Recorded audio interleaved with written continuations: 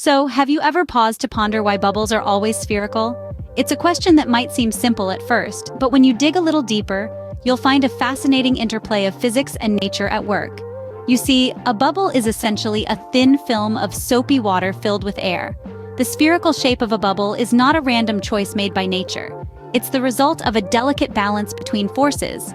It's the shape that nature has deemed the most efficient. Picture this. When you blow a bubble, you're creating a volume of air that's surrounded by a thin layer of water and soap. The water and soap molecules are attracted to each other, creating a force known as surface tension. This surface tension is always trying to minimize the surface area. Now, out of all the shapes, a sphere is the one with the smallest surface area for a given volume.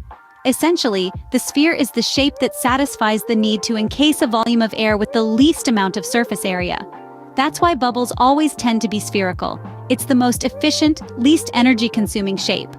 Moreover, the air pressure inside and outside the bubble also plays a part. It pushes equally in all directions, which helps the bubble maintain its spherical shape. To recap, the spherical shape of a bubble is a result of surface tension trying to minimize surface area, and air pressure pushing equally in all directions. This interplay of forces leads to the formation of a sphere, the most efficient and least energy-consuming shape. So the next time you see a bubble floating in the air, remember, it's not just a simple sphere. It's a perfect example of nature's efficiency and the fascinating laws of physics at work. It's amazing, isn't it? How something as simple as a bubble can serve as a window into the profound principles that govern our universe. So continue to question, continue to explore, because in science, even the simplest questions can lead to the most profound discoveries.